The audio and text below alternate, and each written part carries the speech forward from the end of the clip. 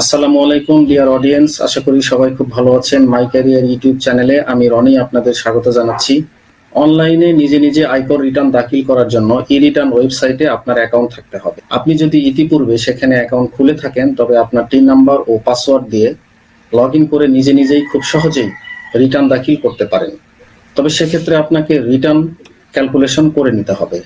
কিন্তু যদি ক্যালকুলেশন করতে না পারেন তবে একজন কর আইনজীবীর পরামর্শ নেওয়া ভালো হবে। যদি শূন্য বা জিরো রিটার্ন দাখিল করতে চান তবে খুব সহজেই নিজে নিজেই তা করতে পারবেন। চলুন দেখি কিভাবে সেটা করা যায়। প্রসঙ্গক্রমে বলে রাখি, যাদের ইনকাম ট্যাক্সেবল হয়নি বা যারা ট্যাক্স ফ্রি ইনকাম করে থাকেন তারা জিরো রিটার্ন দিতে পারেন, যেমন বিভিন্ন ধরনের ফ্রিল্যান্সারগণ, ইউটিউবার ইত্যাদি। তো আপনি যদি এই ক্যাটাগরির টিন সার্টিফিকেটধারী হয়ে থাকেন, মানে আপনার যদি একটি টিন নাম্বার থেকে থাকে, তবে এই ভিডিও দেখে নিজে নিজেই জিরো রিটার্ন দাখিল করুন। কেননা যাদের টিন নাম্বার রয়েছে তাদেরকে রিটার্ন দাখিল করতেই হবে, অন্যথায় আইনগত ঝামেলায় পড়ে যেতে পারেন।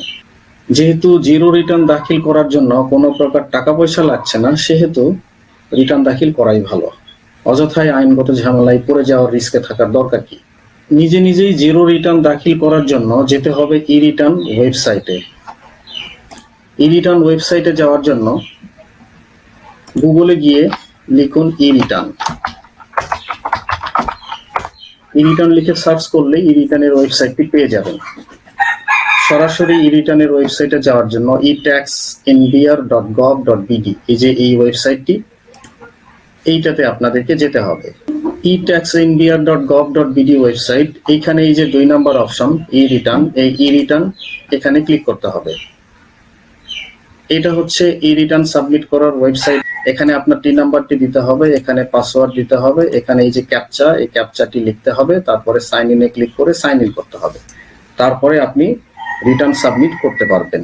তো যাদের এইখানে এই ওয়েবসাইটে অ্যাকাউন্ট খোলা নেই তাদেরকে রেজিস্ট্রেশন, এই যে রেজিস্ট্রেশন আছে, রেজিস্ট্রেশনে ক্লিক করে এখানে একটি অ্যাকাউন্ট খুলে নিতে হবে। আশা করছি এটা করতে পারবেন। আমার যেহেতু এখানে একটি অ্যাকাউন্ট খোলা রয়েছে সেহেতু আমি তো আর একটা খুলতে পারছি না, আর আমার মনে হয় না এটা দেখানোরও কোনো কিছু আছে। এটা আপনারা করে নিতে পারবেন। জাস্ট এই সাইন আপ ফর্মটি ফিল আপ করবেন। এখানে টিন নাম্বার দিবেন, একটি মোবাইল নাম্বার দিবেন যেটা আপনার নিজের আইডি কার্ড দিয়ে খোলা হয়েছে, তারপরে এখানে ক্যাপচাটি দিবেন, ভেরিফাই।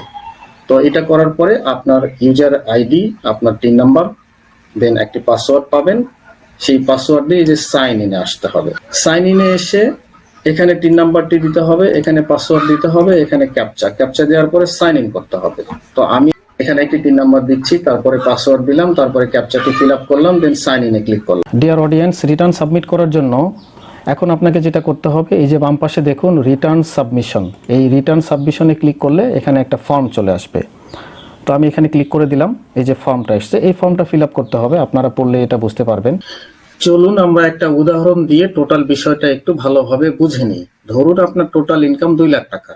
আপনি খরচ হিসেবে দেখালেন এক্সপেন্ডিচার আকারে 60,000 টাকা, অ্যাসেট হিসেবে দেখালেন ডিপিএস হিসেবে 72,000 টাকা, এবং ক্যাশ ইন হ্যান্ড মানে আপনার হাতে ক্যাশ আছে 68,000 টাকা। তাহলে কি হলো? টোটাল কিন্তু 2 লাখ টাকা। তাহলে আপনার ইনকাম 2 লাখ টাকা এবং টোটাল আপনার এদিকে দাঁড়ালো 2 লাখ টাকা। তার মানে কিন্তু হচ্ছে আপনার রিটার্ন জিরো, মানে রিটার্ন কিন্তু শূন্য হয়ে গেছে। ভেরিফিকেশন এন্ড সিগনেচার এখানে এসে ভেরিফিকেশনের টিক চিহ্ন দিয়ে আমরা ফাইনাল সাবমিট করে ফেলবো। দেন ফাইনাল সাবমিট করার পরে বাম পাশে দেখুন এখানে আপনি অ্যাকনলেজমেন্ট স্লিপ সহ, ট্যাক্স রিটার্নের সার্টিফিকেট সহ, টিন সহ সবকিছুই আপনি এখান থেকে দেখতে পাবেন। তো আশা করি বুঝতে পেরেছেন। ভিডিওটি আপনাদের ভালো লেগে থাকলে লাইক, শেয়ার, কমেন্ট করবেন এবং চ্যানেলটি সাবস্ক্রাইব করে না থাকলে সাবস্ক্রাইব করবেন। তো সবাই ভালো থাকুন, ধন্যবাদ।